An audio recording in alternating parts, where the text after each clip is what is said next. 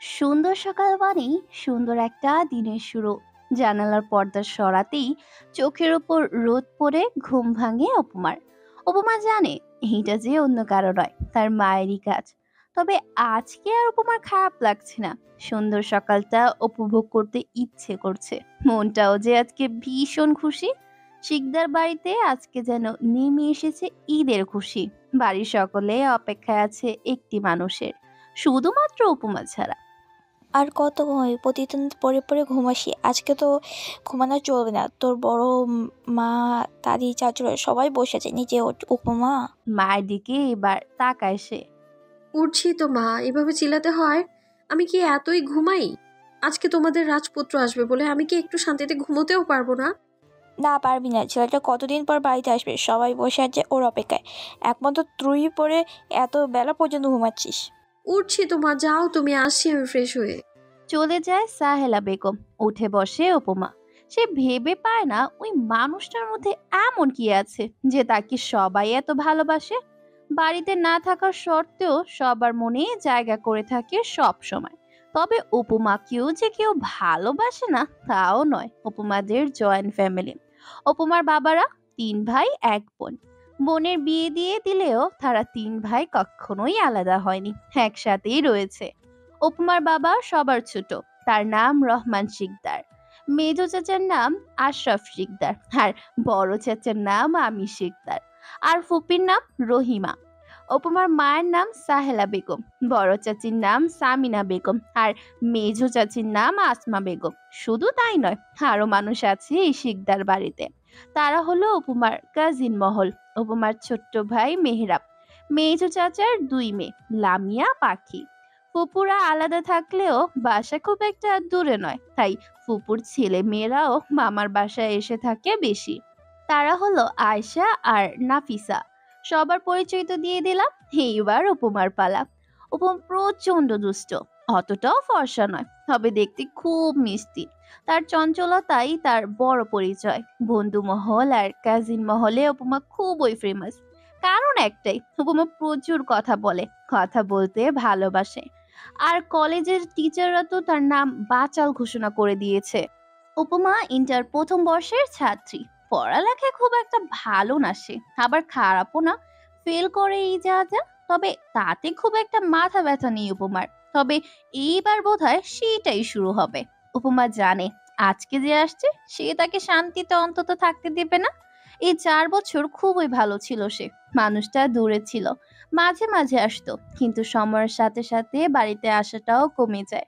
তাতে অবশ্য সব থেকে বেশি খুশি উপমাই ছিল।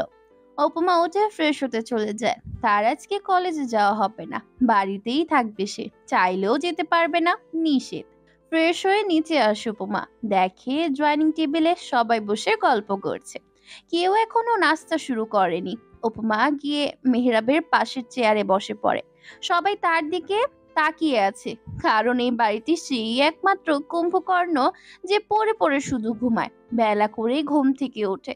আজকে তাড়াতাড়ি উঠেছে বলে তাকিয়ে দেখছে সবাই। কি করার, উপমা তো উঠতে চায়নি। তার মাই তো তার ঘুমের একমাত্র শত্রু। তবে সে ছোট বলে তাকে কেউ কিছু বলেও পারে না। বাবা চাচাদের আদরে কিনা সবাই কথা বলছে, সে বসে বসে শুনছে। এর মধ্যে উপমার ফুপুরাও চলে আসে বাড়িতে, সাথে আয়েশা নাফিসাও। কাজিন মহল অনেকদিন পরে আবার একসাথে হবে। কি রে উপমা, তুই তোর এত স্বাদের ঘুম রেখে এত সকালে উঠলি? সূর্য আজকে ঠিক জায়গা মতো উঠেছে তো? নাফিস আপু, তোমার মনে হয় ও নিজের ইচ্ছায় উঠেছে? ওকে তো ছোট চাচি জোর করে উঠিয়েছে। রুম থেকে বের হতে হতে কথাটা বলল লামিয়া। লামিয়া আর উপমা একই ক্লাসে পড়ে। তোমরা সবাই এত খুশি কেন বলো তো? ওই লোকটা আসবে বলে? তোমাদের কি জাদু করেছে আমি বুঝি না। আর হঠাৎ করে বাড়ি আসবে, আর এত আয়োজন, কি ব্যাপার বলো তো নাফিসা আপু? তুই এ বাড়ি থেকে কি করিস বল তো উপমা? তুই জানিস আজকে তোর ওই লোকটা আসবে, কিন্তু কেন আসবে সেটাই জানিস না? আমি কিভাবে জানবো? সেই যে 4 বছর আগে ইতালিতে চলে গেল হঠাৎ করেই। এই 4 বছরে মাত্র দুবার সে বাসায় এসেছিল। তারপর লাস্ট 2 বছরে একবারও আসলো না। আবার আজকে আসবে শুনলাম। বাড়িতেও এত আয়োজন। আয়োজন থাকবে না? বিয়ে করে বউ নিয়ে আসছে যে। কথাটা যেন উপমার বুকে গিয়ে লাগলো। বউ নিয়ে আসছে মানে কি? মানুষটা কি আসলেই বউ নিয়ে আসছে? তাই বলে এত আয়োজন করছে মানুষ, নাকি অন্য কিছু? যদি বউ নিয়ে আসে তাহলে কি হবে? সে কিভাবে দেখবে ওই মানুষটার পাশে অন্য কাউকে?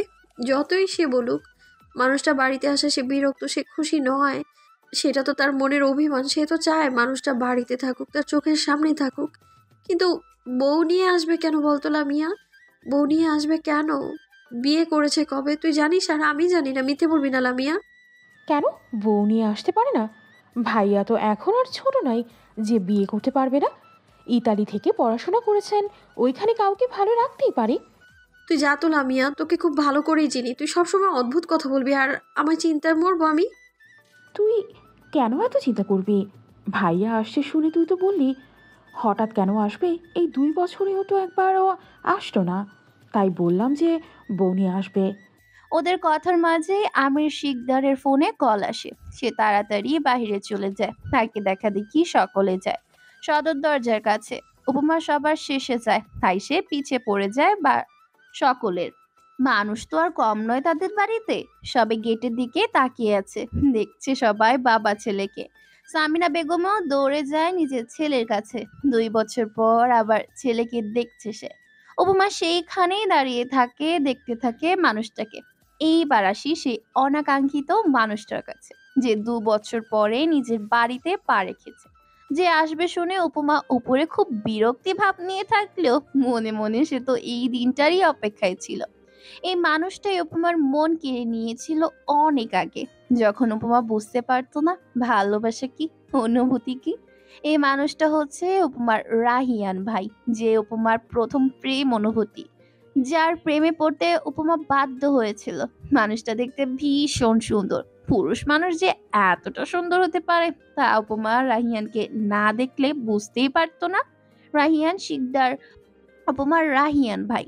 4 বছর আগে যখন উপমা অষ্টম শ্রেণীতে পড়তো, তখন রাহিয়ান ইন্টার পরীক্ষা দিয়ে ইতালিতে চলে যায় লেখাপড়ার জন্য। সেই থেকেই উপমা এই মানুষটার অপেক্ষায়। অবশ্যই 4 বছরে 2বার রাহিয়ান বাংলাদেশ এসেছিল, তাও বেশি দিনের জন্য নয়। উপমার সাথে দেখা হয়েছিল একবার, তবে কথা বলেনি উপমা। সে এই মানুষটাকে প্রচুর ভয় পায়। সেই মানুষটাকে ভয় পায়, প্রচন্ড ভয় পায়। রায়ানকে নিয়ে সবাই ভেতরে আসে।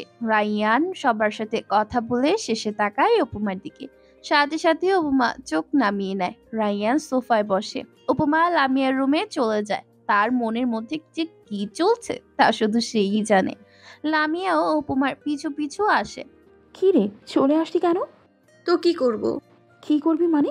ওইখানে সবাই আছে, চল। না, আমি যাব না। আমার কেমন যেন ভয় লাগে। কাকে দেখে ভয় লাগে? তুই কাউকে দেখে ভয় পাস নাকি? তুই তো নেচে নেচে বেড়াস। আজকে কিসের ভয়? মজা করবি না তো? আমার সত্যিই ভয় লাগছে। এখন দেখবে আবার শুরু করবে যে তার নিয়মে সব চলবে, সব সময় বকবে, রাগ করবে, চোখ দিয়ে ভস্ম করে দিবে। এগুলোই তো আমার ভয়ের কারণ। তুই কি বুঝবি? সেটাই তো। আমরা কিভাবে বুঝবো? আমাদের তোরাহিয়ান ভাইয়া কিছুই বলে না তো। সব তো তোকে একা বলে, তাই না? আর ভাইয়া ভুল না করলে কি রাগ করে বল তুই? কে বলেছে? আগে আমাকে শুধু শুধু বকতো। এই কয়দিন ছিল না, দেখলি না তুই? সবার সাথে কথা বললো আর আমার সাথে বললো না। কেন রে? আমি কি ওনার মাথায় পচা ডিম ফাটিয়েছি, নাকি ওনার গার্লফ্রেন্ডে নিয়ে দৌড় দিছি? ভাইয়ার তো গার্লফ্রেন্ডই নাই। তুই জানিস যে নাই, বিদেশি গার্লফ্রেন্ড আছে। তুই কি যাবি বাইরে? তাই বল। না না, তোরাই যা। তোদের প্রিয় বাড়ির সবার কলিজা চলে আসছে। এখন তো আমার মাও আমার পাত্তা দিব না রে লামু। তখনই বাইরে থেকে আমার মাদার ইন্ডিয়ার ডাক। উপমা, আসি মা। কোথায় গিয়েছিলি? ছেলেটা আসছে উপরে, ওর রুমটা একটু গুছিয়ে দিয়ে আয় না মা। যা, রান্নাবান্নার চাপ অনেক বেশি, রায়হানের পছন্দের খাবার করতে হবে সব। আমি যেতে পারবো না মা। আমি কেন? বাড়িতে কি আর কেউ নেই? সবাই কিছু না কিছু কাজ করছে, তুই একমাত্র অকমা। তুই যাবি জলদি না রে মা। ছেলেটা এত দূরে জার্নি করে এসেছে, রেস্ট করবে। ইস, কি দরদ। রেস্ট করবে কর্নারে বেটা? নিজের ঘর নিজে ঠিক করতে পারবে না? আমি কি ওনার বউ যে আমি ঠিক করব? কত স্বপ্ন দেখেছি জামাইয়ের ঘর আমি গুছাবো। ইস! উপমা জলদি। আবারও মায়ের ডাক। দোতলার সব থেকে বড় রুমের সামনে এসে দাঁড়ায় উপমা। হাতে অবশ্য ঝাড়ু। ঢুকবে নাকি নক করে ঢুকবে? মা তো বললো রেস্ট নেবে, তার মানে এখনো আসেনি জাহাপনা। এত বেশি চিন্তা ভাবনা না করে রুমে ঢুকে এদিক ওদিক তাকাচ্ছে উপমা। না, নেই। উপমা ওড়নাটা কোমরে বেঁধে মনের সুখে গান গাইতে গাইতে বিছানা ঠিক করছে। বেশ করেছি, প্রেম করেছি, করবই তো। এমন সময় মনে হলো কেউ দেখছে উপমাকে। সাথে সাথে পিছন ফিরে তাকায় উপমা। হায় আল্লাহ, রাহিয়ান দাঁড়িয়ে আছে। এবার ওনার দিকে ঠিকভাবে তাকায় উপমা। মানুষটা তার দিকেই তাকিয়ে আছে, দরজার সাথে হেলান দিয়ে দু হাত দুটো পকেটে রেখে। সাদা শার্ট আর কালো জিন্স ফর্সা মানুষটার রূপ যেন কয়েকশো গুণ বাড়িয়ে তুলেছে। রাহিয়ান উপমার দিকে তাকিয়ে হাসছে। এই হাসি যে উপমাকে হারিয়ে দিচ্ছে, বাধ্য করছে প্রেমে পড়তে। না, উপমা প্রেমে পড়বে, কিন্তু বুঝতে দিবে না, কখনোই না। কিরে, প্রেম করছিস নাকি ইদানিং? এগিয়ে আসে রাহিয়ান, একেবারে উপমার সামনে এসে দাঁড়ায়। ইস, এখনো এই পারফিউমটা ইউজ করে এই লোকটা। মাথা নিচু করে রাখে উপমা। বেশ করেছি, প্রেম করেছি, করবই তো। এই গানটা না তোর সাথে যায় না, বুঝলি? আমি তো এসে গেছি।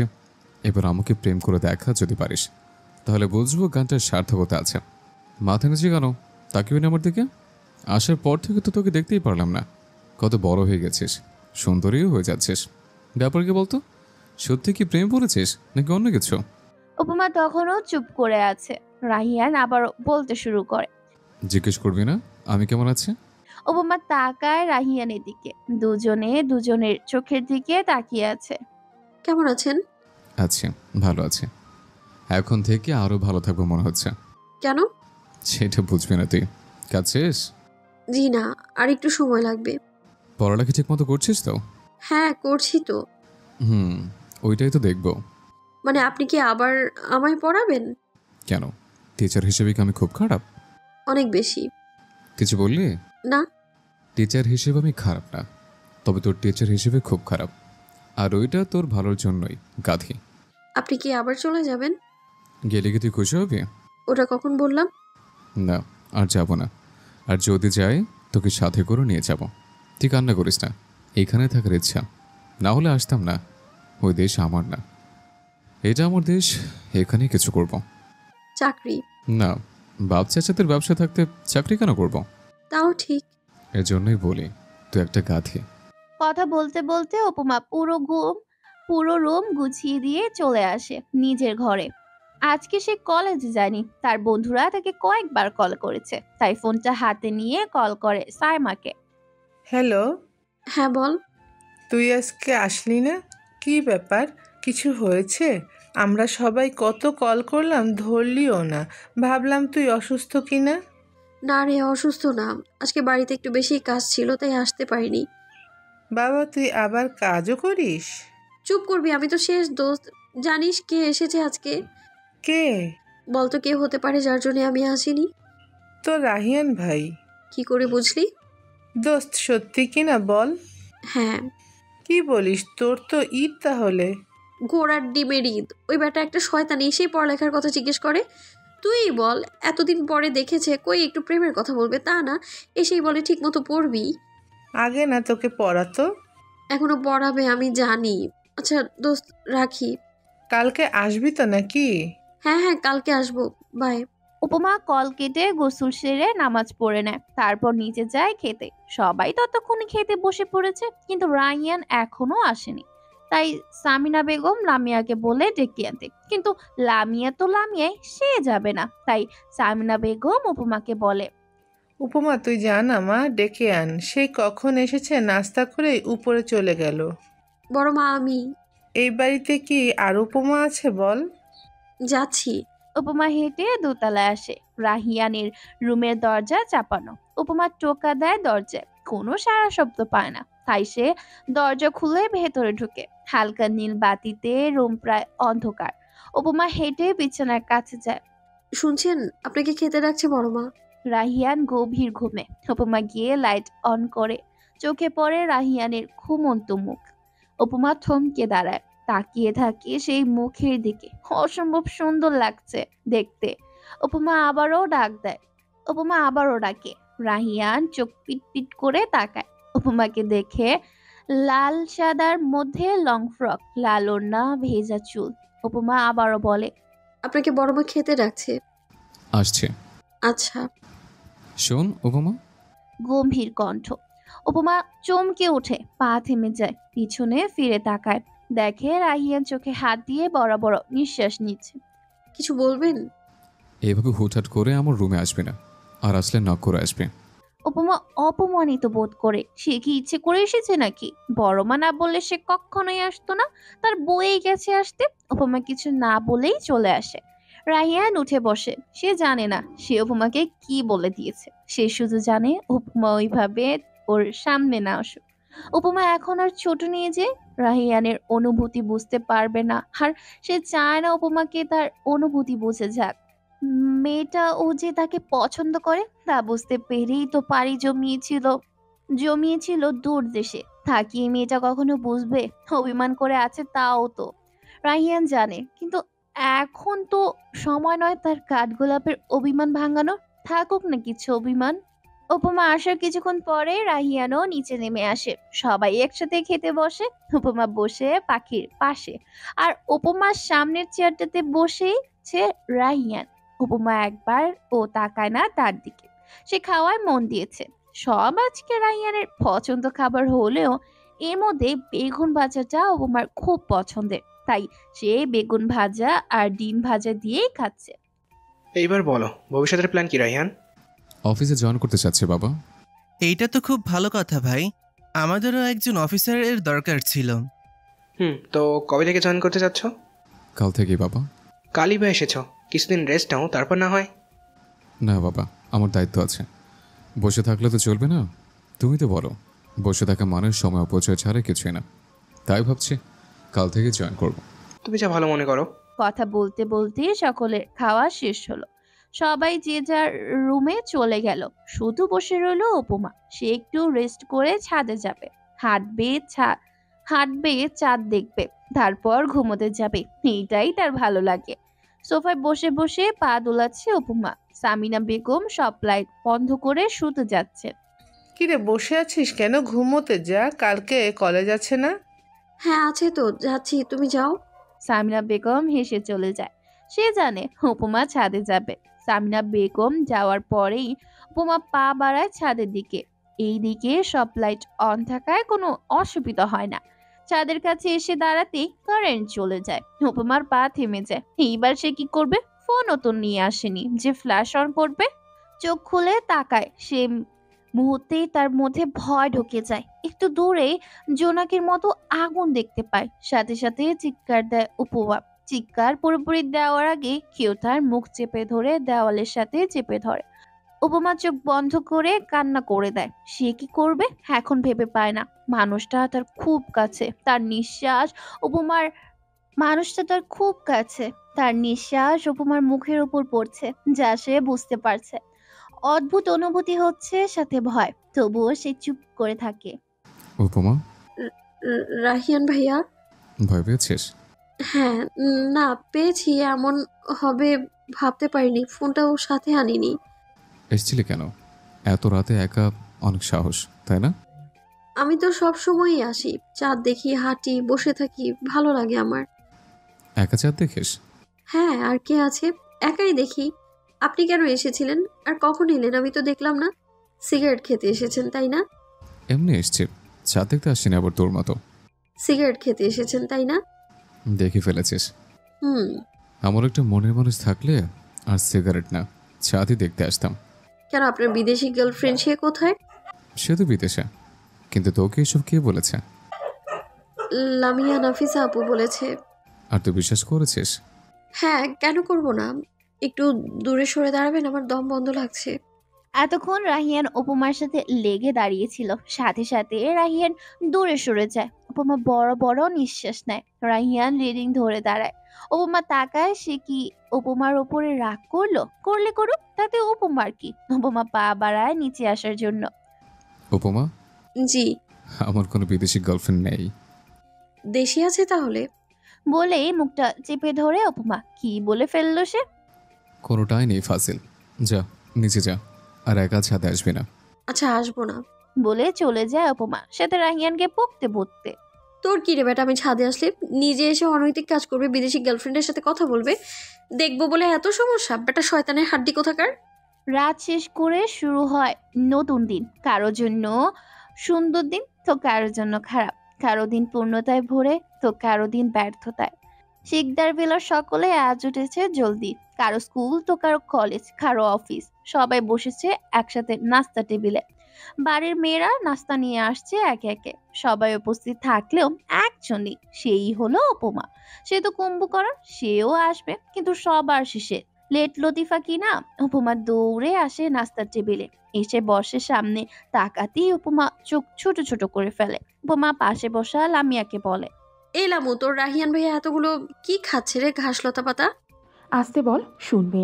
ওইগুলা ঘাস পাতা না, গাধি। সালাদ। যারা স্বাস্থ্য সচেতন তারা ওইগুলা খায়, তুই বাদ দে বইন। চুপ থাকতো, আসছে আমার স্বাস্থ্য সচেতন লোক। সকালে পরোটা ডিম ভাজি না খেলে যার কিসের নাস্তা রে আবার? চাও খায় না, খায় ওই জঘন্য গ্রিন টি। ইয়াক। কথা বলতে বলতে নাস্তা শেষ করে ওরা, কিন্তু বের হওয়ার সময় বাজে আরেক বিপত্তি। রাহিয়ান, তুমি তো ওদের কলেজের রাস্তা দিয়ে অফিসে যাবে। উপমা, লামি আর পাখিকে সঙ্গে নিও, ওদের নামিয়ে দিয়ে তারপর অফিসে এসো। এই কথা শুনে লামিয়া পাখি খুশি হলো। খুশি হয় না উপমা। না না চাচু, কি দরকার, আমরা যেতে পারবো তো। আমি দিয়ে আসবো। শেষ এখন তো যেতেই হবে। গাড়ির সামনে এসে দাঁড়ায় ওরা। লামিয়া আগেই পিছনের সিটে বসে, পরে পাখিও যায়। আমি কোথায় বসবো? সামনে বস তুই। না, আমি সামনে বসতে পারবো না লাবু, তুই বস। আমি কারো ড্রাইভার না। বসছি। গাড়ি চলতে শুরু করে। পাখি স্কুলের সামনে পাখিকে নামিয়ে দিয়ে গাড়ি স্টার্ট দেয় রাহিয়ান। এই ভাইয়া দাঁড়াও, আমার একটা নোট খাতা কিনতে হবে, এইখান থেকে কিনে নিয়ে যাই। পিছে থেকে বলে ওঠে লামিয়া। যা। গাড়িতে শুধু উপমা আর রাহিয়ান।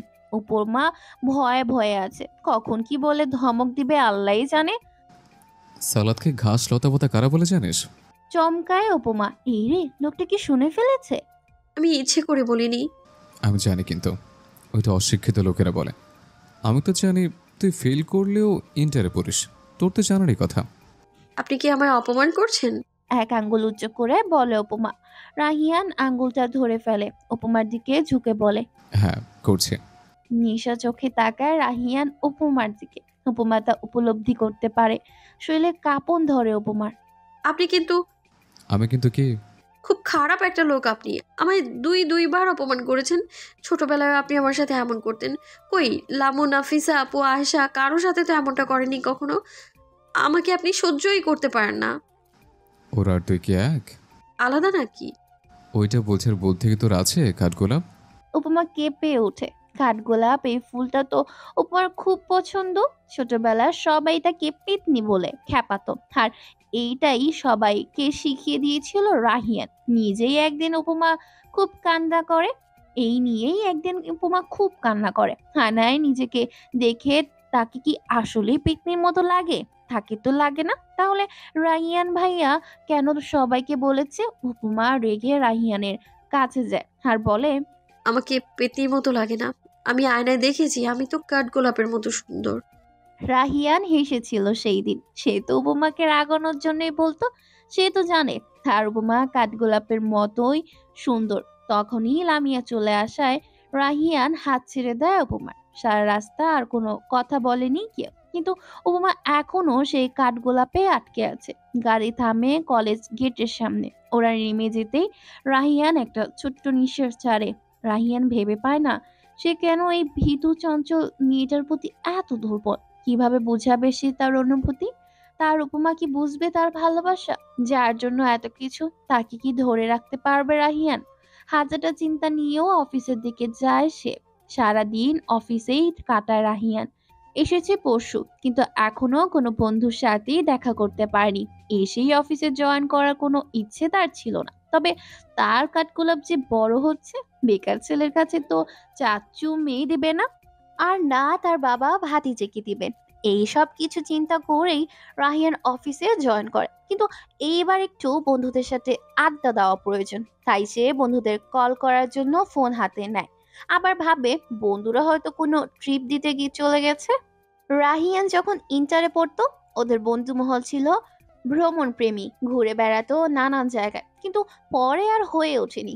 এইসব ভেবেই রাহিয়ান কল দেয় রায়হানকে। 2বার রিং হওয়ার পরে কলটা ধরে রায়হান। হ্যালো, কে? বলতো কে? কে আবার? আমার শালা? ঠিক বলেছিস, তোর শালা। দুলাভাই কেমন আছে? কে মিয়া বলেন তো আপনি? রাহিয়ান। মামা তুই বাংলাদেশে আসলি কবে? এইটা বাংলাদেশের নাম্বার। হ্যাঁ আমি। কি খবর? কই তোরা? সবে এসেছে পরশু। এসে তোদের কল করবো ভাবছি, কিন্তু নাম্বার ছিল না। অফিসে জয়েন করতে হয়েছে। তাই তোদের খবর বল। আমরা আছি সবাই বান্দরবন ট্রিপে। তুই সেই যে গেলি, আর খবর পাইলাম না তোর শালা। রাশেদ, রিপন, আবির, মিলি, মার্সি, ওরা কোথায়? কেমন আছে ওরা? সবাই আছে, কারো বিয়া শাদিও হয় নাই। তাও অনেক খবর আছে দিমুনে। তোর কি খবর বল তো? তোর কাঠগোলাপের কি খবর? সব ঠিকঠাক। আচ্ছা, তোরা ঘুরে আসবি কবে? এসে দেখা করিস তাহলে, বলিস সবাইকে। আচ্ছা মামা। কল কেটে অফিস থেকে বের হয় রাহিয়ান। উদ্দেশ্য বাসা, তার কাঠগোলাপকে এক নজর দেখা। দিন আসে দিন যায়, সময় চলমান এইভাবেই কেটে যায় আরো 5 দিন। আর 2 দিন পরেই শিকদার বাড়ির সব থেকে ছোট মেয়ে পাখির জন্মদিন। তাই সবাই মিলে প্ল্যান করে বড় করে অনুষ্ঠান না করলেও আপন মানুষদের কিছু আত্মীয় আর বন্ধু বান্ধব নিয়ে জন্মদিনের পার্টিটা করবে তারা। এই মধ্যে রাহিয়ান এর বন্ধুরাও চলে এসেছে ট্রিপ এর থেকে। কাজিন মহলের সবাই একসাথে হয়েছে। লামিয়া, নাফিসা, আয়েশা, মিহরাব আর নাফিসার কাজিন রামিসা, সাথে রাহিয়ানের মামাতো বোন মীরা। আর আর তো রাহিয়ানের বন্ধুরা তো থাকছে, তাই সবাই মিলে অনেক মজা করবে। কাল পাখির জন্মদিন, একদিন আগে থেকেই সবাই শিকদার বাড়িতে উপস্থিত। বড়রা নিজেদের গল্পে ব্যস্ত, আর ছোটরা নিজেদের আড্ডায়। কিন্তু এত মানুষের ভিড়ে রাহিয়ানের অবস্থা নাজেহাল। এক তো বিচারি বেশি মানুষ পছন্দ করে না, হইচই পছন্দ করে না, তার মধ্যে তার কাঠগোলাপ, তার তো পাখা গজিয়েছে, উড়ছে সে। এত মানুষ, তাই কিছু বলতেও পারছে না, আবার সইতেও পারছে না। এই মেয়েটা কবে বুঝবে তার মনের অবস্থা? ভেবে একটা দীর্ঘ নিঃশ্বাস ফেলে রাহিয়ান। তুই এমন কেন করিস বলতো? অস্থির কেন হচ্ছিস? তুই বুঝবি না, উপমা নেচে নেচে ঘুরে বেড়াচ্ছে, আমি তো কিছু বলতেও পারছি না। তো ঘুরুক, বাড়িতেই তো ঘুরছে। তুই এত হিংসুটে কেন বলতো? একটা বাচ্চা মেয়ের সাথে হিংসে করিস? তুই চাইলে তুই নাচাতে পারিস, কে নিষেধ করেছে? রায়হানের দিকে রাগী চোখে তাকায় রাহিয়ান। সে চিন্তা করছে কিভাবে এই উপমা নাচুনি বুড়িকে থামানো যায়। এই নাফিসা আপু, শোনো না একটু। রাহিয়ানের ডাক শুনে দাঁড়ায় নাফিসা। কি হয়েছে? তোরা এই বড়দের আলাপের মধ্যে কি করছিস বলতো? আর কি করব, পার্টি তো কাল, নাচবো কাল। আজকে আর কি করার আছে? তোরা নাচবি? হ্যাঁ নাচবো না কি বলিস, সবাই তো নাচবো। রাগটা যেন আরো কয়েক গুণ বেড়ে যায় রাহিয়ানের। চল সবাই মিলে ছাদে যাই, এইখানে সব বড়রা গল্প করছে, কি দরকার ডিস্টার্ব করার? তুই আমাদের সাথে ছাদে যাবি আড্ডা দিতে? আরে এমনি বললাম, তোদের ইচ্ছা। না না আসছি, আজকে আড্ডা দিব। তুই তোর গিটারটা নে না ভাই, গান শুনবো। রাহিয়ান যে অনেক ভালো গানও গায় এটা অল্প কিছু মানুষই জানে। তবে আজকে কেন যেন রাহিয়ানের ইচ্ছে করছে তার উপমার সামনে গান গাইতে। সে সাথে করে গিটারও নিল। সবাই ছাদে বসে আছে লাইট অফ করে, অনেকগুলো মোম জ্বেলে দিয়েছে পরিবেশটা যাতে সুন্দর হয়ে ওঠে। উপমা প্রথমে আসতে না চাইলেও নাফিসার ধমকে আসতে হয়েছে। সে নাফিসা আর লামিয়ার মাঝে বসে আছে, তার পাশে রামিসা, আর তার পাশে আয়েশা, মীরা, তারপর রাহিয়ান পাশে গিটার, তার পাশে রায়হান, আবির ও বসেছে। সবাই মিলে ঠিক করে ট্রুথ অ্যান্ড ডেয়ার খেলবে। রাহিয়ানের আপত্তি থাকলেও মানা করলো না। খেলা শুরু হলো। একে একে মীরার কাছে যায়। লামিয়া মীরাকে প্রশ্ন করে। মীরা আপু, তুমি বলো, তুমি কাউকে ভালোবাসো? মীরা চমকায়, সে বুঝতে পারেনি এমন প্রশ্ন করা হবে। হ্যাঁ বাসি। রাহিয়ানের দিকে তাকিয়ে বলে মীরা। তার সবার চোখে এড়ায় না উপমার চোখ। সে বুঝতে পারে কিছু একটা। এরপর রাহিয়ানের পালা আসে। তাকে প্রশ্ন করে আবির। সেই একই প্রশ্ন, কাকে ভালোবাসে? হ্যাঁ ভালোবাসি, অনেক ভালোবাসি। কাকে ভালোবাসি এটা তো বলা যাবে না, সময় হলে সবাই জানবে। এত জলদি কেন? হোক না কিছু ভালোবাসা, সময় নিয়ে কাঠগোলাপগুলো ততদিনে ফুটে উঠুক। কিন্তু এই উত্তর যে একজনের মনে সন্দেহ সৃষ্টি করলো, সেইটা তার অজানাই রয়ে গেল। খেলার একেবারে শেষে এসে বোতল ঘুরে উপমার দিকে এইবার প্রশ্ন করে রামিসা। উপমা, তুই তো এখনো খুব ছোট, তা তোমার ওই ছোট্ট মনে কারো জায়গা কি হয়েছে নাকি এখনো খালি? বলে হেসে দেয়, সাথে সকলে হেসে ওঠে। রাহিয়ান তাকিয়ে থাকিয়ে উপমার দিকে, তার কাঠগোলাপের উত্তরের আশায়। না আপু, কাউকে এই ছোট্ট মনে জায়গা দেইনি আর দিবও না। যদি এই ছোট্ট মন ভেঙে যায়, ব্যথা কি এত সহজে সারবে বলো? প্রশ্নটা মজা করে করলেও উত্তরটা খুব কঠিন ছিল, তা বুঝলো সকলে। কিন্তু রাহিয়ানের মনে ঝড় শুরু হলো।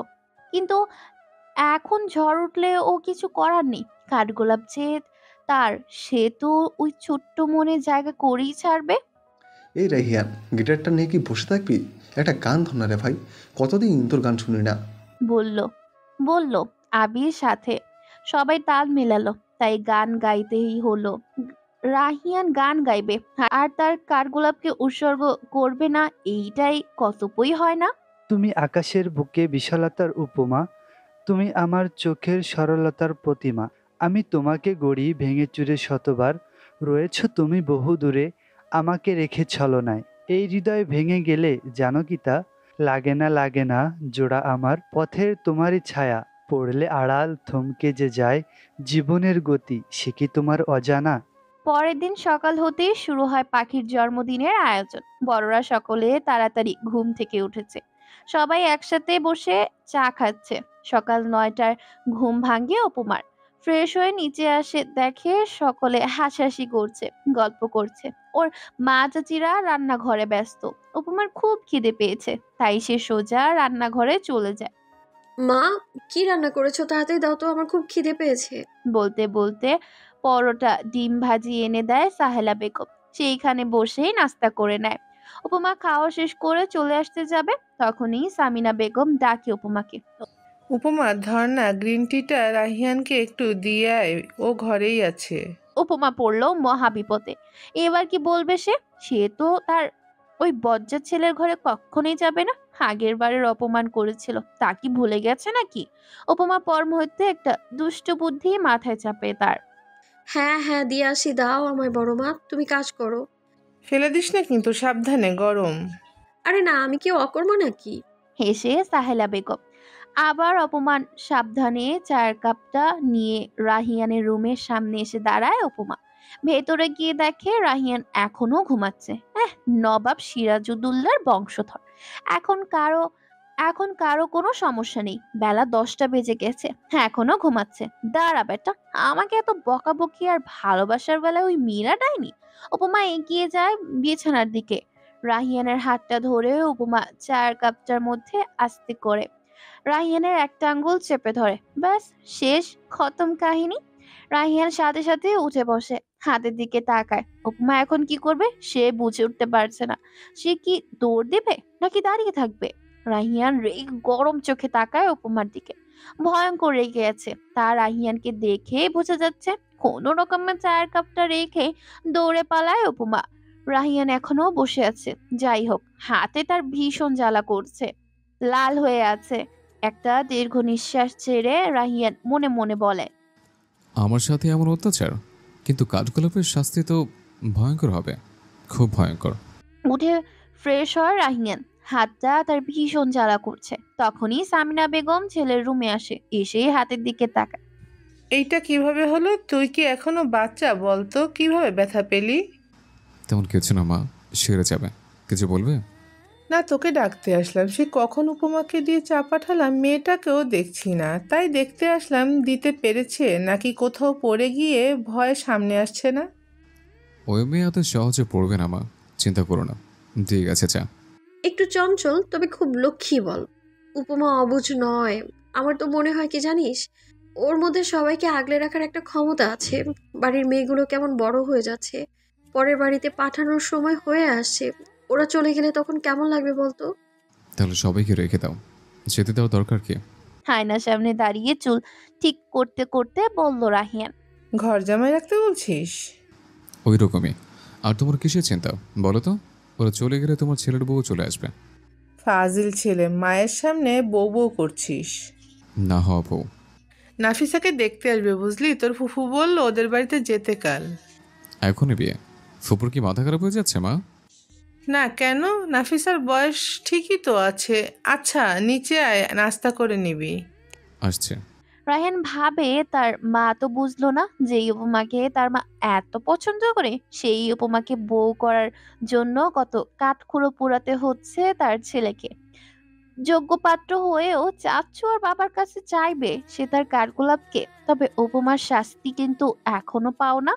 যতই হোক একটু যন্ত্রণা তো উপমাও ভোগ করা উচিত, তাই না? সন্ধ্যায় পাখির জন্মদিনের পার্টি শুরু হয়। মেয়েরা সবাই আজকে খুব সেজেছে, নাচবে তারা একসাথে ভেবে রেখেছে। সবাই চলে এসেছে অনুষ্ঠানে। রাহিয়ান খাবারের ওই দিকটা দেখতে ব্যস্ত। সে আজকে সাদা শার্ট আর জিন্স পরেছে, দেখতে পুরো মাশাআল্লাহ লাগছে। কিন্তু সে তো তার কাঠগোলাপকেই এখনো দেখতে পেল না। মেয়েটা এত চঞ্চল কেন? কোথায় যায়, কি করে, কে জানে। রাহিয়ানের বন্ধুরাও সবাই চলে এসেছে। রাইহান আর আবির ছিল কাল অনেক রাত পর্যন্ত, তারপর ওরাও চলে যায়। আজকে সবাই একসাথে এসেছে। রাহিয়ান ওদেরকে দেখে এগিয়ে আসে। বাপ্পা, তোকে তো অনেক সুন্দর লাগছে রে রাহিয়ান। ওকে কবে সুন্দর লাগেনি তাই বল? কলেজে ক্রাশ বয় ছিল না আমাদের রাহিয়ান? হেসে হেসে বলে মিলি। ওর কথা শুনে বাকি সবাই হেসে দেয়। হয়েছে তোদের, এবার ভেতরে চল। দোস্ত, ওইটা তোর কাঠগোলাপ না রে? রিপনের কথা শুনে দোতলার সিঁড়ির দিকে তাকায় রাহিয়ান। রাহিয়ান যেন শূন্যে ভাসছে। কাকে দেখছে সে? উপমা তার কাঠগোলাপ শাড়ি পরেছে। মেয়েটাকে কেমন বড় বড় লাগছে। সেই ছোট্ট উপমা বড় হয়ে গেছে। আর কত অপেক্ষা? না, এইবার বাবাকে বলতেই হবে। কাঠগোলাপকে যে তার চাই চাই। রাহিয়ানকে হা করে তাকিয়ে থাকতে দেখে নাফিসা কেসে ওঠে। এবার মুখটা বন্ধ কর। আমি কি হা করেছিলাম নাকি? ওহে উপমাকে দেখ। ওকে, শাড়ি কি তুই পরে দিয়েছিস? না, বড় মামি পরিয়ে দিয়েছে। সুন্দর লাগছে না বল? হুম। উপমা নিচে নেমেই পাখির কাছে চলে যায়। পাখির রুমে সকলে, সেইখানে মিলি আর মার্জিও যায়। তুমি উপমা তাই না? জি আমি উপমা। আমি মিলি আর ও মার্জি। আমরা রাহিয়ানের বন্ধু। তোমাকে দেখার অনেক ইচ্ছে ছিল জানো। তুমি আসলেই অনেক মিষ্টি দেখতে। ধন্যবাদ আপু, আপনারাও খুব সুন্দর আর মিষ্টি। তোমার কথা এত শুনেছি রাহিয়ানের মুখে। সাথে সাথে মার্জির মুখটা চেপে ধরে মিলিকে। মিলি কি বলে ফেলেছিল সে? রাহিয়ান জানলে ছাদ থেকে ফেলে দিবে। কিছু বললেন আপু? আরে না না, আচ্ছা আসি। আচ্ছা। অনুষ্ঠান শুরু হয়। কেক কেটে সবাইকে পাখি খাওয়ায়। এতগুলো উপহার পেয়েছে আজ সে। অনুষ্ঠান শেষে সবাই আবার একসাথে বসেছে, কিন্তু শান্তিতে বসতে পারছে না রাহিয়ান। এই শাড়ি পরা রমণী যে তাকে পাগল করে ছাড়বে তার তো বুঝতে বাকি নেই। কিন্তু সকালের প্রতিশোধ তো নিতে হবে তাকে। উপমাকে ওপরে যেতে দেখে সুযোগ পেয়ে বসে রাহিয়ান। এক টুকরো কেক হাতে নেয় রাহিয়ান, চলে যায় সোজা উপরে। উপমা তখন নিজের ঘরে গিয়ে বিছানায় শুয়ে পড়ে, শাড়ি পরেই। জীবনে প্রথম শাড়ি পরেছে। নাজেহাল অবস্থা তার। নাচতেও হবে একটু পরে তাকে। রাহিয়ান চুপি চুপি উপমার ঘরে ঢুকে দরজা চাপিয়ে দিয়ে দাঁড়ায়। উপমা শব্দ পেয়ে উঠে বসে।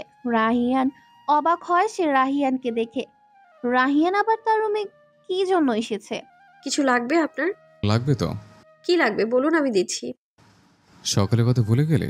বাহ, তোর ব্রেন তো আসলে খারাপ রে উপমা। সকালে আমি ইচ্ছে করে করিনি, বিশ্বাস করুন। আমি সরি, আর কখনো করব না।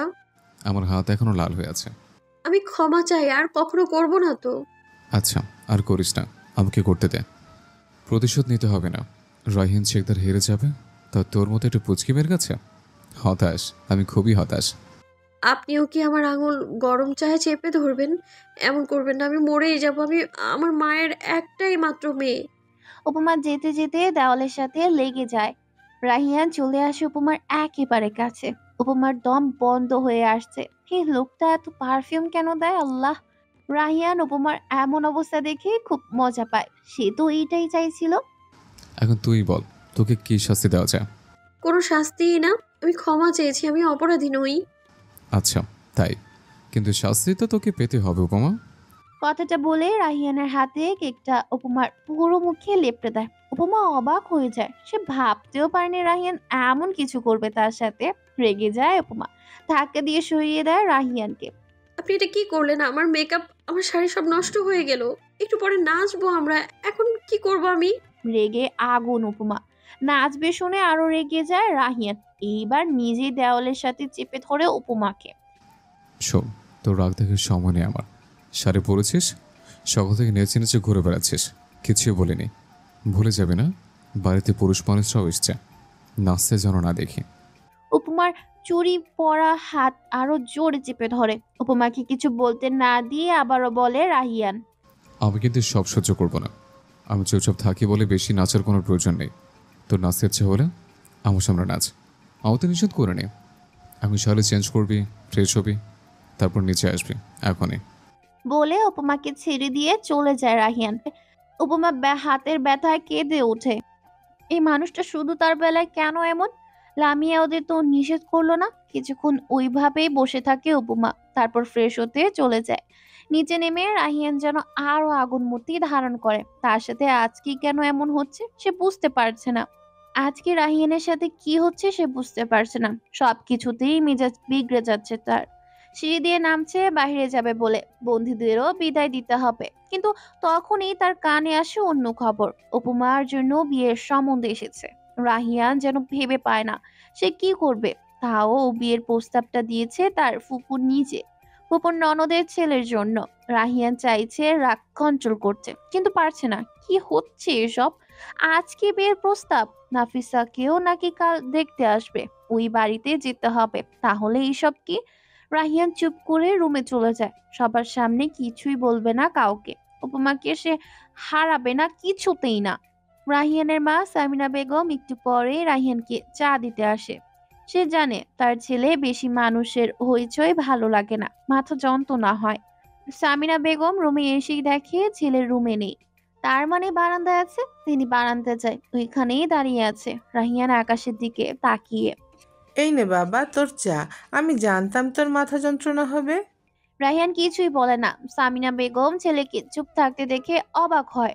কিছু হয়েছে বাবা তোর? এত চুপচাপ আছিস কেন? মা, আমি বিয়ে করতে চাই। সে তো ভালো কথা বাবা, আমি নিজেই তোর বাবাকে বলতাম তোর বিয়ের কথা। নাফিসার বিয়ে হয়ে যাবে, উপমার জন্য প্রস্তাব এসেছে, ছেলে নাকি খুব ভালো। আর বলতে পারলো না সামিনা বেগম।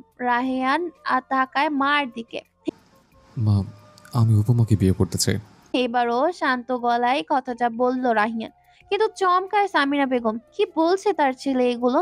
বাড়ির মেয়েকে বিয়ে করবে? কি বলছিস এইগুলো তুই?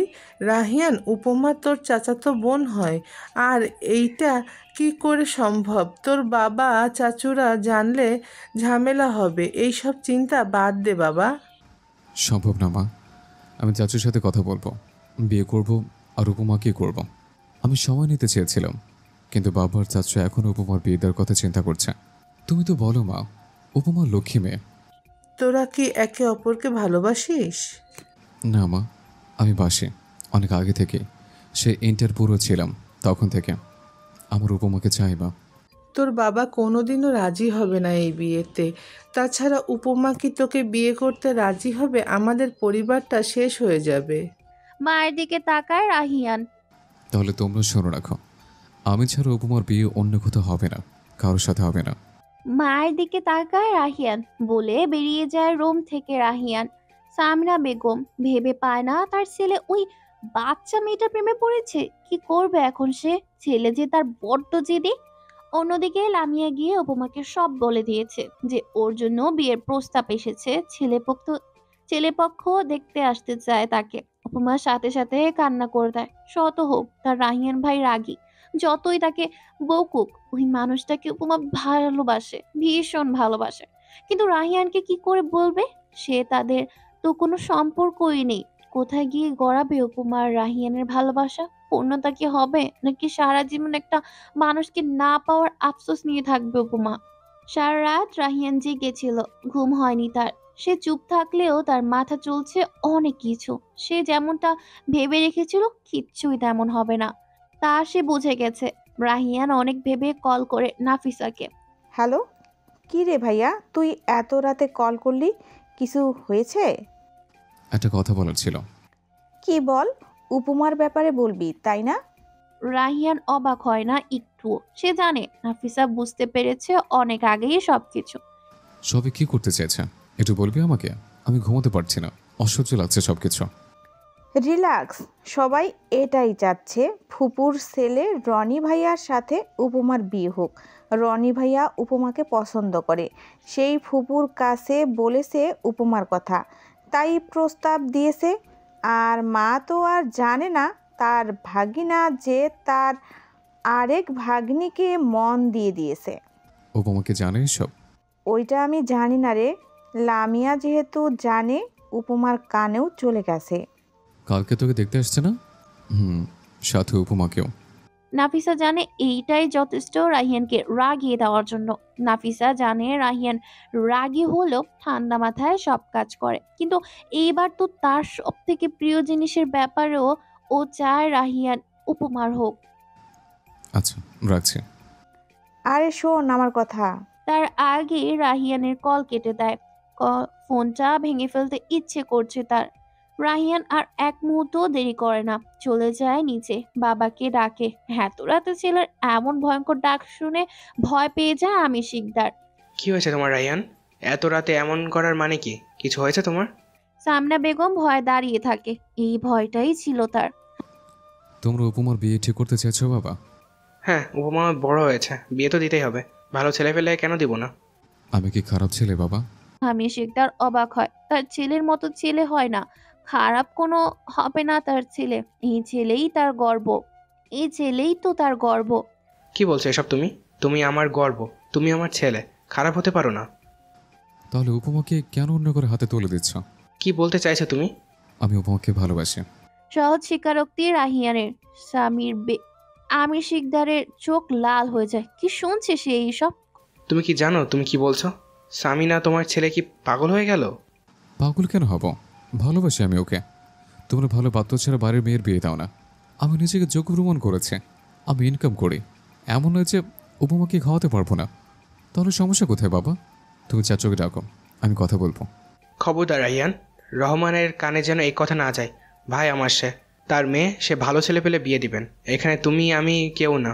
এই বাড়ি একটা মানুষও যেন এই কথা না শুনে। এইসব মাথা থেকে ঝেড়ে ফেলো। আমি চাই না আমাদের ভাইদের মধ্যে কোনো সমস্যার সৃষ্টি হোক। আর তোমার ফুফু নিজে তার ননদের ছেলের জন্য প্রস্তাব দিয়েছেন। রহমান ভেবে চিন্তেই হ্যাঁ বলেছে। তাহলে এখন এসব কথার মানে হয় না। তুমি কি এটাই চাইছো আমি আমার ভাইয়ের সামনে ছোট হয়ে যাই? তাহলে তুমি শোনো রাখো বাবা, আমি বেঁচে থাকতে উপমার বিয়ে অন্য কথা হবে তা কখনোই না। আমি কারো সম্পর্ক নষ্ট করতে চাই না। তাহলে আরও আগেই পারতাম উপমাকে বিয়ে করে নিতে। তোমরা কেউ আটকে রাখতে পারতে না। আমি তোমাকে সম্মান করি, চাচুদেরও। আমি তোমাদের না বলে কই কিছু করতে চাই না, কিন্তু আর পারছি না। সব কিছুর বিনিময়েও আমার উপমাকে চাই। কথাগুলো একটানে বলল রাহিয়ান, তারপর নিজের রুমে চলে গেল। তার মাথা খারাপ হয়ে যাচ্ছে। এতদিন ঠান্ডা মাথায় কাজ করেছে, ভেবেছিল সহজ হবে উপমার মনে তার জন্য ভালোবাসার সৃষ্টি করবে। কিন্তু এই মানুষগুলো তো সময়ই দিল না।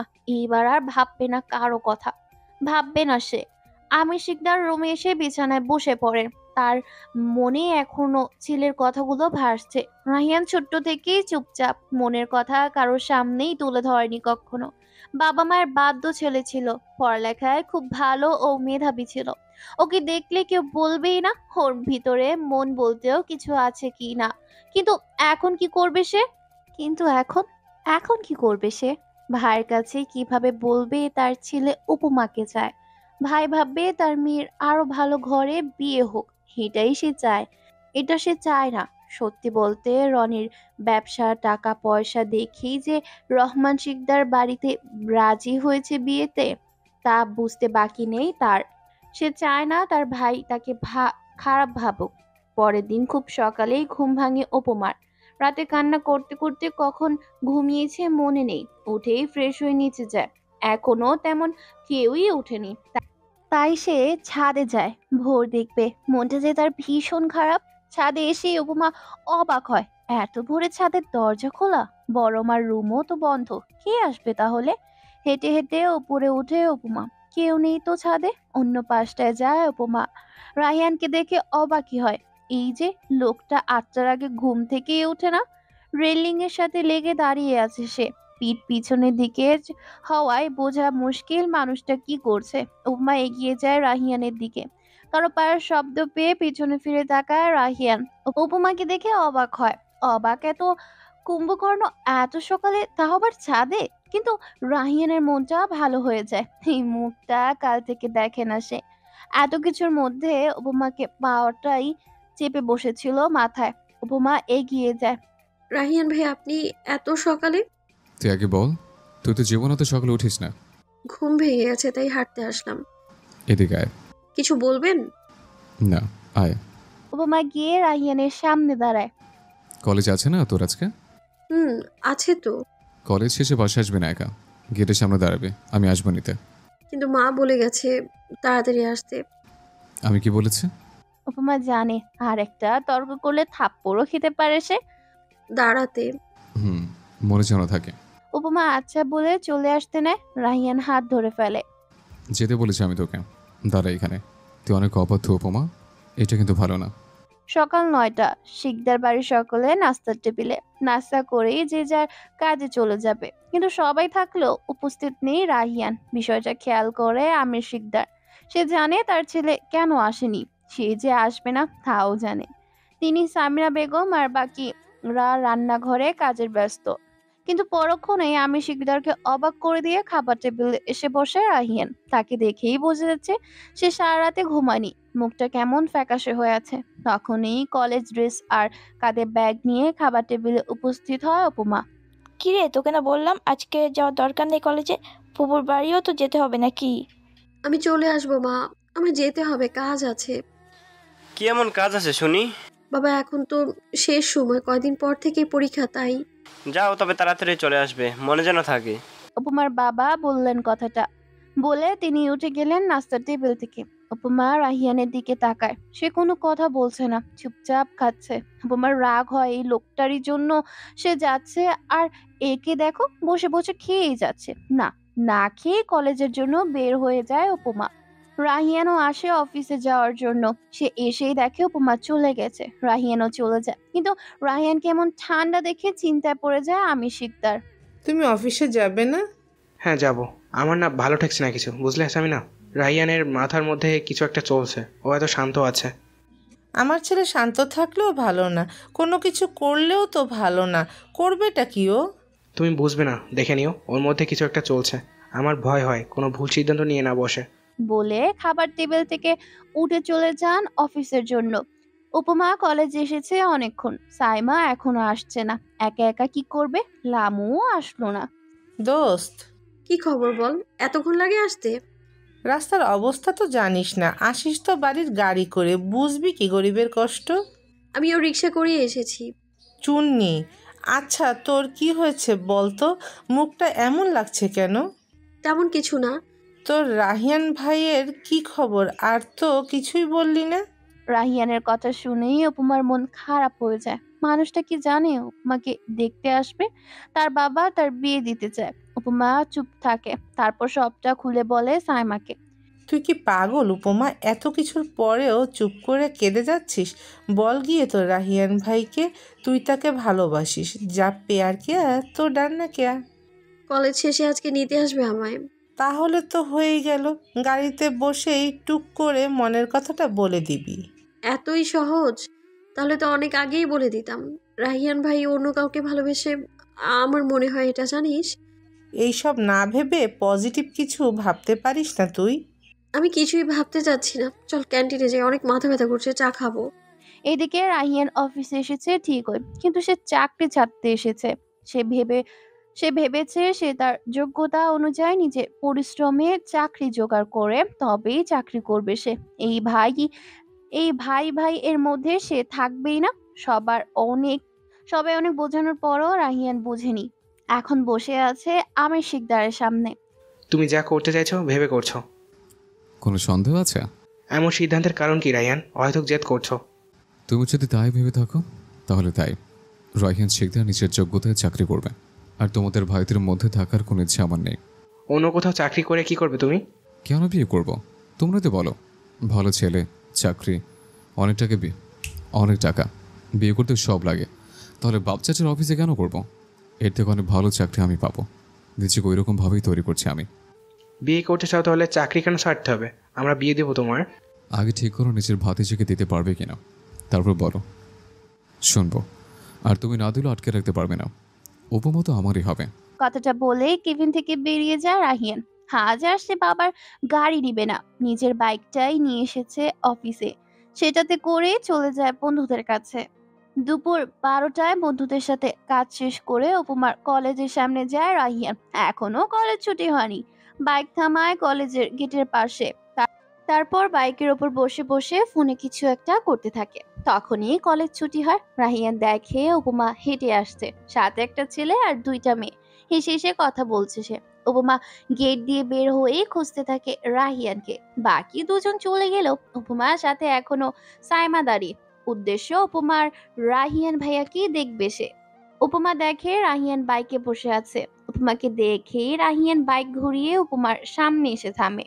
সাইমা তো হা করে তাকিয়ে আছে রাহিয়ানের দিকে। উপমা তাহলে ঠিকই বলতো, তার রাহিয়ান ভাই অসম্ভব সুন্দর। আসলেই তাই। কালো শার্টে আরো সুন্দর লাগছে, তার উপর আবার কালো বাইক। উপমা তাকায় রাহিয়ানের দিকে। আমাকে বড় দেখতে পারবে, এখন যেতে হবে। আমি আপনাকে দেখছিলাম না।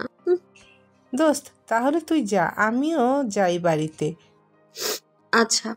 উঠে বসবি নাকি কোলে করে নিয়ে বসাতে হবে? উঠবো না বাইকে, ভয় লাগে আমার। গাড়িতে ভয় লাগে না? গাড়ি তো বাইকের মতো না, আমি কখনো উঠিনি তো বাইকে, যদি পড়ে যাই। বিশ্বাস আছে, আমি থাকতে তোর কিচ্ছু হবে না। কথা কম, কথা কম, সময় নেই, তাড়াতাড়ি ওঠো উপমা। কোনো উপায় না পেয়ে উঠে বসে উপমা। কিন্তু এখন তো এই লোকটাকে ধরতে হবে, এটাই তো সমস্যা। উপমা ধরবে নাকি ধরবে না বুঝতে পারছে না। রাহিয়ান বিষয়টা বুঝতে পারে। কাঁধে হাত রেখে বস, পরে তোর কিছু হয়ে গেলে তোর বাপ চাচা তো আমাকে জেলের ভাত খাওয়াবে। আচ্ছা, আপনি আজ গাড়ি রেখে বাইকে করে আসলেন কেন? আর আমরা কোথায় যাচ্ছি? বিকেলের মধ্যে তো বাড়ি যেতে হবে। প্রশ্নগুলো শুনেও কোনো উত্তর দেয় না রাহিয়ান। কি হলো, কিছু বলছেন না কেন? তোর কি মরার সব?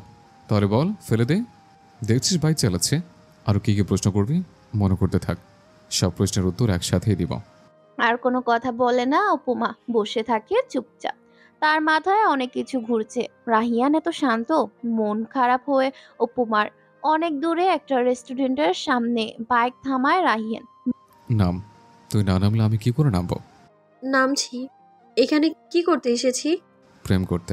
বলে সামনের দিকে চলে যায় রাহিয়ান। উপমা দাঁড়িয়ে থাকে আগের জায়গায়। মানুষটা কি পাগল হয়ে গেল নাকি? কি সব বলছে? আসবি নাকি দাঁড়িয়ে থাকবে? এত সময় নেই, তাড়াতাড়ি। আপনি এটা কি বললেন? কি বললাম? প্রেম করতে এসেছেন? তাহলে আমায় নিয়ে এসেছেন কেন? আমি কি আপনার প্রেম দেখব? দেখলে সমস্যা কি? তুই যেমন প্রশ্ন করেছিস উত্তরটাও তো তেমনই হবে। মানে? এইখানে মানুষ দুইটা কাজে আসে, প্রেম করতে না হলে খেতে। এখন তুই বল, আমরা কিছু আসতে পারি, প্রেম করতে নাকি খেতে? লজ্জা পেয়ে যায় উপমা। আসলেই তো, তারা তো প্রেম করতে আসেনি, খেতেই এসেছে। মানুষ কি আর এমনি গাধা বলে উপমাকে? চিন্তা করা শেষ, এবার খাবার অর্ডার করি। আমি খাবো না, আপনি খান। একটা থাপ্পড় দিব। সকালে না খেয়ে বের হয়েছিস না, আবার কথা বলছিস? আর কথা না বলে খাবার অর্ডার করে। রাহিয়ান মনে জেদ থাকলেও কিছুই বলতে পারে না, খেয়ে নেয় চুপচাপ। খাওয়া শেষে বিল মিটিয়ে বের হয় ওরা। আবার বাইকে উঠে বসে দুজনে। বাড়ি যাবো, এখন অনেক দেরি হয়ে গেছে। মা বলেছে তাড়াতাড়ি যেতে। ইচ্ছে করে কথাটা বলে উপমা। কোনো কিছু না বলেই রাহিয়ান আপাতত রাগ না করে সে তাই চুপচাপ বসে থাকছে। আপনি কি চুপ করেই থাকবেন? আমি বাড়িতে দিয়ে আসুন। আর একটা কথা বললে ফেলে দেবো বাইকের থেকে, কোমর ভেঙে যাবে। শেষ। চুপচাপ বসে থাকতে পারিস না? এত কথা কেন বলিস? রাগেমি না, ভালো হবে না। এমনিতেই তোর বাপ চাচা জীবনটা শেষ করে দিয়েছে। শিকদার বাড়ির সকলে চিন্তিত হয়ে বসে আছেন। উপমা রাহিয়ান কেউই এখনো বাড়িতে আসছে না। উপমাকে সবাই বারবার কল করছে, রাহিয়ানের ফোন বন্ধ বলছে। আমির শিকদার মনে মনে এই ভয়টাই পাচ্ছিল, তার যে ছেলে চুপ করে বসে থাকার ছেলে নয়, তা তো তার আর অজানা নয়। অন্যদিকে রাহিয়ান উপমাকে নিয়ে যাচ্ছে কোথায় উপমা বুঝতেই পারছে না। রাস্তার পর রাস্তা শেষ হয়ে যাচ্ছে। অবশেষে একটা একতলা ভবনের সামনে এসে বাইক থামায় রাহিয়ান। উপমা কিছুই বুঝতে পারছে না, আবার কিছু বলতেও পারছে না। কিছু বলতে গেলে রাহিয়ানের ধমক খেতে হবে, তাই চুপ থাকাই ভালো। নেমে যায় দুজনে। রাহিয়ান গিয়ে ঢুকে বাড়িটার মধ্যে। উপমা দাঁড়িয়ে আছে, বোঝার চেষ্টা করছে এইটা আসলে বাড়ি নাকি অফিস। দাঁড়িয়ে থাকবি? ভেতরে চল। আচ্ছা, তোর ফোনটা কোথায় দে তো। ফোন তো ব্যাগে। বাড়ি থেকে মনে হয় এতক্ষণে অনেকবার কল এসেছে। কখন যাব বাড়িতে আমরা? নাফিস আপুকে দেখতে আসবে, যেতে হবে না? আপনিও তো যাবেন। বেশি কথা না বলে তোর ফোন দে। উপমা ফোনটা দেয় রাহিয়ানকে। রাহিয়ান দেখে আসলে সবাই কল করছে। রাহিয়ানের জন্যই নিজের ফোনটা বন্ধ করে দিয়েছে। উপমার ফোনটাও বন্ধ করে দেয় রাহিয়ান। ভেতরে আয়। এটা কি কারো বাসা? কার বাসায় এসেছি আমরা? এটা বাসা না, এটা কাজী অফিস। অবাক হয়ে যায় উপমা। কাজী অফিসে কেন? কার বিয়ে? নাফিসা আপু কি পালিয়ে আসলো কারোর সাথে? না, তাহলে এখানে কেন? রাহিয়ান ভাইয়া কি বিয়ে করবে? তাকে সাক্ষী রাখতে চাইছে? আল্লাহ, এমন কিছু হলে উপমা তো শেষ। কাজী অফিসে কেন এসেছি আমরা? আবার গাধের মতো প্রশ্ন করছিস? কাজী অফিসে কেন আসে মানুষ? বিয়ে করতে এসছে। আপনি বিয়ে করবেন? না, তোকে বিয়ে দিয়ে দিব। বলেই ভেতরে চলে যায়, পিছে উপমাও যায়। ভেতরে গিয়ে উপমা আরো অবাক হয়। রাহিয়ানের সব বন্ধুরা আছে। উপমাকে দেখে এগিয়ে আসে ওরা। মিলি তো খুশিতে জড়িয়েই ধরে। কেমন আছো উপমা? কলেজ ড্রেসে তোমাকে তো কিউট লাগছে। ও তো সুন্দরী। সুন্দর মানুষকে সব কিছুতেই সুন্দর লাগে। তুই চুপ থাক। মুখ বাঁকা করে বলল মিলি। উপমা এতক্ষণ সব দেখলো। ওদের পোশাকও অন্যরকম। কোথাও ঘুরতে যাবে নাকি এরা? তাহলে কাজী অফিসে কে করছে? বিয়ে করবে নাকি? রাহিয়ান এতক্ষণ রায়হান আর আবিরকে নিয়ে একটা রুমের ভিতরে ছিলে। রায়হান ডাকে মিলিকে, ওদের আসতে বলে। কিছুই বলে না উপমা, যায় ওদের সাথে। গিয়ে দেখে একটা হুজুরের মতো লোক একটা খাতায় লিখি করছে। সামনে রাহিয়ান বসে আছে। পাশের চেয়ারটা উপমাকে বসিয়ে দেয় মিলি। কি হচ্ছে একটু বলবেন আমায়? বিয়ে হচ্ছে। কাদের? আমাদের। কথা বলতে উপমার চোখ দিয়ে পানি পড়ে গেল। উঠে দাঁড়ালো সে। আপনি কি পাগল হয়ে গেছেন? কি বলছেন? বাড়ি যাব আমি? বিয়ে মানে কি? কোনো কথা না। বিয়ে মানে বিয়ে। বাড়িতে যাওয়ার চিন্তা আপাতত বাদ দে। সময় মতো আমি বাড়িতে নিয়ে যাব। আমি তোকে সব বলবো। আমার অনেক কিছু বলার আছে। বিয়েটা হয়ে যাক।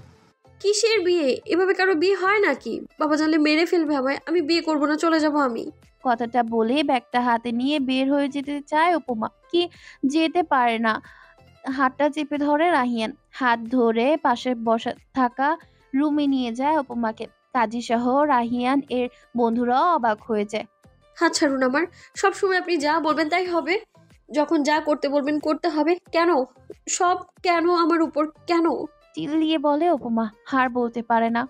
উপমার ঠোঁট দুটো চলে যায় রাহিয়ানের দখলে। উপমা যেন অন্য দুনিয়াতে চলে যায়। এমন কিছু করবে রাহিয়ান উপমা ভাবতেও পারেনি।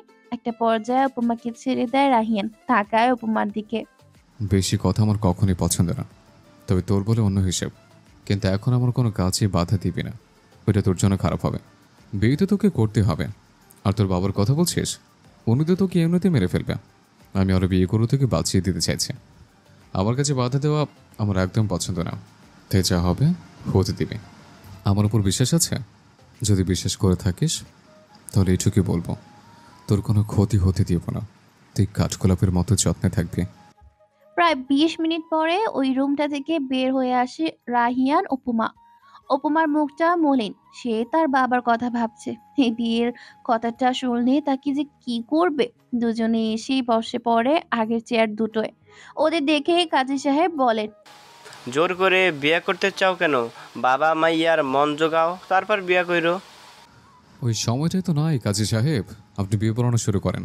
উপমা শুধু চুপ করে কথা শুনে যাচ্ছে। যতই সে রাহিয়ানকে ভালোবাসুক, সবাইকে কষ্ট দিয়ে এইভাবে একা একা সে বিয়ে করতে চায়নি। তারপর এইটা কেমন বিয়ে? বউ সাজতে পারলো না। নিজের বিয়েতে কত মজা করবে, নাচবে, ছবি তুলবে, এইসব কিছুই তো আর হলো না। হানিমুনের সাজেক যাবে, এইসব ভেবেই উপমার মন খারাপ। কাজে বিয়ে পড়ানো শুরু করে। সুন্দরভাবেই ওদের বিয়েটা হয়ে যায়। যদিও উপমা কবুল বলার সময় অনেক কান্না করেছে, কিন্তু রাহিয়ান সেসবে পাত্তাই দেয়নি। দোস্ত, কাজটা কি ঠিক হলো? মেয়েটাকে কষ্ট দিয়ে বিয়ে করলি, সংসারও কি জোর করেই করবি? প্রয়োজন হলে তাই করব। আরে তুই চিন্তা করিস না তো, মেয়ে মানুষের মন এমনিতেই নরম হয়। একটু আদর শখ করবি, দেখবি গলে গেছে। শালা লুচ্চা, মেয়েদের সাথে থাকতে থাকতে মেয়েদের ব্যাপারে সব জেনে গেছিস। এই রাহিয়ান, আবির কিন্তু কথাটা খারাপও বলেনি কিন্তু। মুখ চেপে হেসে বলল রিপন। রাহিয়ান জানে ওর বন্ধুরা কি জিনিস, এক একটা বদের হাড্ডি, তাই ওদের কথায় খুব একটা পাত্তা দেয় না রাহিয়ান। ওর মাথায় অন্য কিছু দায়িত্ব তো নিয়েছে, টাকা পয়সাও সাথে আছে, ভালোই। চাকরি জোগাড় করতে হবে, বাড়ির মানুষকে আপাতত একটু টেনশনেই রাখা যাক ভেবেই মুচকি হাসে। রাহিয়ান যায় উপমার কাছে, এখন আর কান্না করছে না। ওর পাশে মিলি আর মার্জিও বসে আছে, কিছু একটা নিয়ে কথা বলছে। রাহিয়ান যেতেই ওরা চলে আসে। এখনো চুপ করে বসে থাকবি? যা হয়েছে হয়ে গেছে, সব ভুলে যাবে, শুধু দুইটা জিনিস ছাড়া। কোন দুইটা জিনিস? এক হচ্ছে তুই বিবাহিত, আর দুই হচ্ছে আমি তোর হাজব্যান্ড। এই দুইটা জিনিস ছাড়া সব ভুলে যাবে, দেখবি আর মন খারাপ হবে না। তোর তো খুশি হওয়ার কথা, এত সুন্দর একটা বর পেয়েছিস। তোর বাপ দিতে পারতো? এত সুন্দর হ্যান্ডসাম ছেলে গেছে তোর বিয়ে, ভেবে দেখ পারতো না, তাই আর মন খারাপ করিস না। উপমা অবাক না হয়ে পারে না। এক তুই লোকটা তোকে জোর করে মিথ্যে কথা বলে এনে বিয়ে করলো, এখন আবার নিজে তারিফ করে যাচ্ছে। উপমা কি বিয়ে করতে চেয়েছে নাকি? অসভ্য লোক। এইভাবে তাকিয়ে থাকবে না, মানুষ খারাপ বলবে। মানুষ কেন খারাপ বলবে? আপনি তো বললেন আপনি আমার বর, বরের দিকে তাকালে মানুষ খারাপ বলে কখনো? ভাববে তুই আমাকে চোখ দিয়ে খেয়ে ফেলবে, কি একটা লজ্জার বিষয় বলতো। আমি তো তোরই এখন থেকে সারা জীবনে দেখতে পারবি। কানের কাছে মুখ নিয়ে ফিস করে বলে, রাতের বেলায় আরো বেশি দেখতে পারবে না। অসভ্য লোক, আমি বাড়ি দিয়ে আসুন। চল দিয়ে আসি তোকে তোর বাপের কাছে। রাখলাম না, বিয়ের পরও জামা রেখে বাপের বাড়ি যাওয়া খুব খারাপ কাজ। রাহিয়ান উপমার হাত ধরে বাইকে নিয়ে আসে। বাইরে এসে উপমা দেখে 4টা বাইক, একটাতে রায়হান আর মিলি, আরেকটাতে আবির আর মানজি, অন্যটা রিপন একাই আছে, আর একটা ওইটা তো রায়ানের। কোথায় যাচ্ছি আমরা? কেন? তোর বাপের বাড়ি। এদিকে কোথায় যাচ্ছেন? আমার বাসা তো ওইদিকে। ওই দিক দিয়েও যাওয়া যায়, চুপ করে বসে থাক। না, পারবো না। আপনারা সবাই কোথায় যাচ্ছেন একটু বলবেন? আমার খুবই বিরক্ত লাগছে। হানিমুনে যাচ্ছে, এবার চুপ করে বসে থাক, তোকে নিয়ে খেয়ে ফেলবো না। রাহিয়ান বাইক স্টার্ট দেয়, উপমার মুখটা চুপসে যায়। হানিমুনে যাচ্ছে মানে কি? শিকদার বাড়ির সকলে বসে আছে একসাথে, কান্না করছেন সাহেলা বেগম, সবার মুখে চিন্তার ছাপ। দুপুর গড়িয়ে বিকেল হতে চলল, উপমা রাহিয়ান কেউই আসছে না। উপমার বাবা তো রেগে ফেটে যাচ্ছেন, এতদিন পরে মেয়ের জন্য একটা মন মতো পাত্র পেয়েছে সে, এখন কি হবে? রহিমাও বারবার ভাইদের কল করছে, মেহমানরা চলে আসবেন, তারা কেন আসছে না? কিন্তু রহিমাকে এখনো কেউই কিছু জানায়নি। আমি বলছি কি ভাই, পুলিশে খবর দিলে হয় না? কথাটা হঠাৎ করেই বলল আশরাফ শিকদার। হ্যাঁ ভাই চলেন, পুলিশে খবর দেই। এখনও তো এলো না। রাহিয়ান না হয় ছেলে মানুষ, আছে কোথাও, কিন্তু উপমা তো এত দেরি করার মেয়ে নয়। এতক্ষণ চুপ করে বসেছিলেন আমির শিকদার। তিনি কিছু একটা হলেও আন্দাজ করতে পেরেছে, তবে তার আন্দাজ যদি সত্যি না হয় তখন উপমাকে তো খোঁজা দরকার। আর একটু দেখি, রহিমাকে কল করে বলে দে আমরা আজকে আসতে পারবো না। তুমি আমার মেয়ে খুঁজে না দিয়ে মেয়ের বিয়ে ভেঙে যাবে ভাবছো? কেউ ভেবে পাচ্ছো এমন করে ভাবতে? কাঁদতে কাঁদতে বলেন সাহেলা বেগম। রাহিয়ান আর উপমা এখনো রাস্তায়। রাহিয়ান আর একটা কথাও বলেনি। এতক্ষণ উপমা প্রশ্ন করেছে অনেকবার, কিন্তু রাহিয়ান চুপ। একটা শপিং মলের সামনে এসে বাইক থামে ওরা। আবার এখানে কি করতে এসেছেন? জামা কাপড় কি ব্যাগে নিয়ে ঘুরিস? ব্যাগে নিয়ে ঘুরবো কেন? বাসায় আমার জামা কাপড়। তাহলে একটা জামা পরে নিশ্চয়ই 10-15 দিন থাকা সম্ভব নয়। একটা জামা পরে থাকবো কেন? আপনি আর একটা কথাও ঘুরাবেন না। সত্যি করে বলেন তো কোথায় যাচ্ছি আমরা? বললাম না তখন হানিমুনে যাচ্ছে। অসভ্য লোক, আপনিই যান হানিমুনে, আমার বাসায় দিয়ে আসুন। বউ ছাড়া হানিমুন হয় নাকি? জানতাম না তো। আর হলে আমি করবো না বিয়ে, যখন করে ফেলেছি বউ নিয়ে হানিমুন করবো। মুচকি হেসে রাহিয়ান নিজেই কিছু জামা পছন্দ করে কিনে উপমার জন্য, তারপর আবার যায় বাইকের কাছে। উপমার কিছুই করার নেই, সে রাহিয়ানের পিছু পিছু হাঁটছে।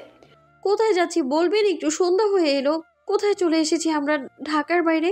আর একবার এই প্রশ্নটা করলে তোকে রেখে চলে যাব। খেতে পেয়েছে তোর? না, তবে অল্প একটু পেয়েছে।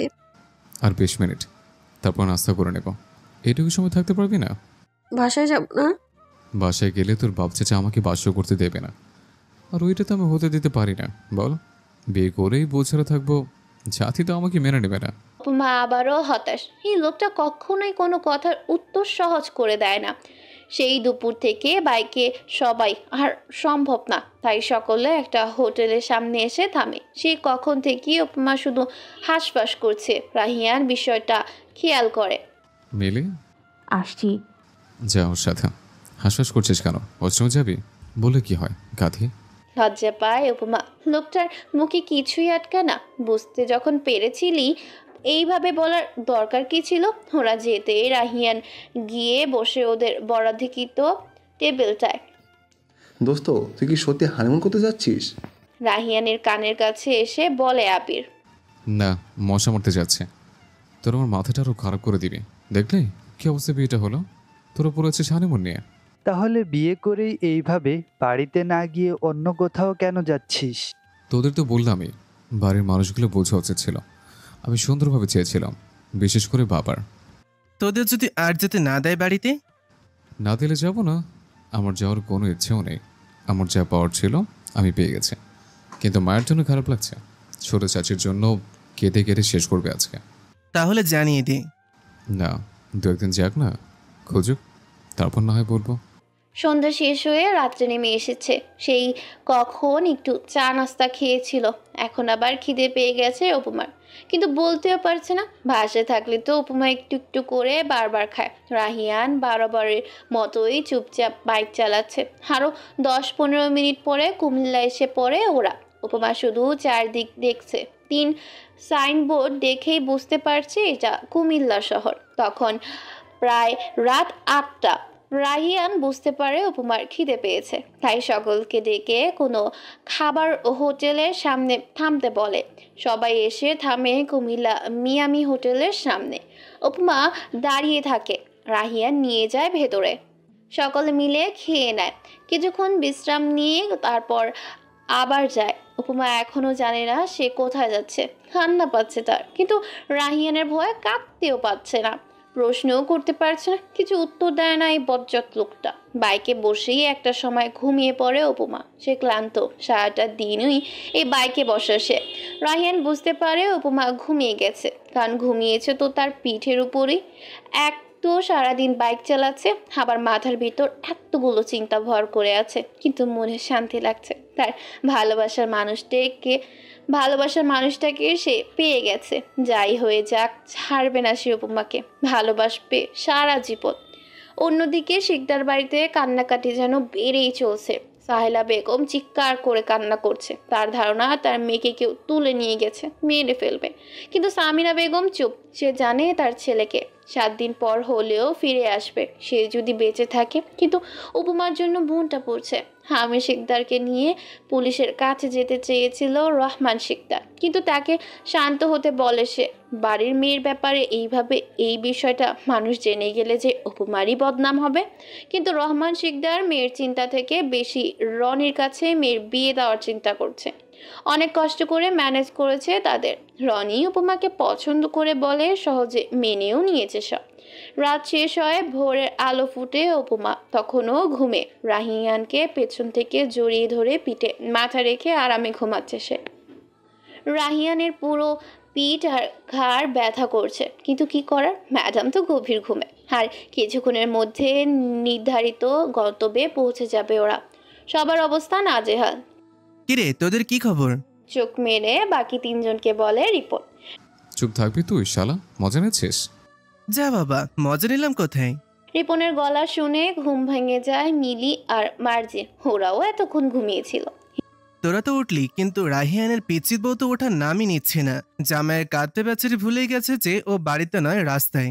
এসে বলে রিপনের কথায় বাকিরাও এসে যায়, কিন্তু বেশিক্ষণ তা ধরে রাখতে পারেনি। রাগী চোখে তাকায় রাহিয়ান, তারপর আবার যেতে শুরু করে। চারদিকের পরিবেশ দেখে সবার চোখে শান্তি ফিরে আসে, ক্লান্তি মুহূর্তে গায়েব হয়ে যায়। এর জন্যই তো ওরা এত কষ্ট করে হলেও ঘুরতে আসে পাহাড়ের উঁচু নিচু আঁকা বাঁকা রাস্তা। হঠাৎই ঘুম ভেঙে যায় উপমার। ক্লান্ত থাকায় কি যে সুন্দর একটা ঘুম হয়েছে তার। চোখ খুলে তাকাতেই আবার চোখ বন্ধ করে নেয়। কোথায় আছে সে? আবার চোখ মেলে তাকায়, বিশ্বাস করতে পারছে না তার স্বপ্নের জায়গা সাজেক। টিভিতে কত দেখেছে আর আফসোস করছে কখনো যেতে পারবে কিনা ভেবে। উপমা এখনো বিশ্বাসই হচ্ছে না।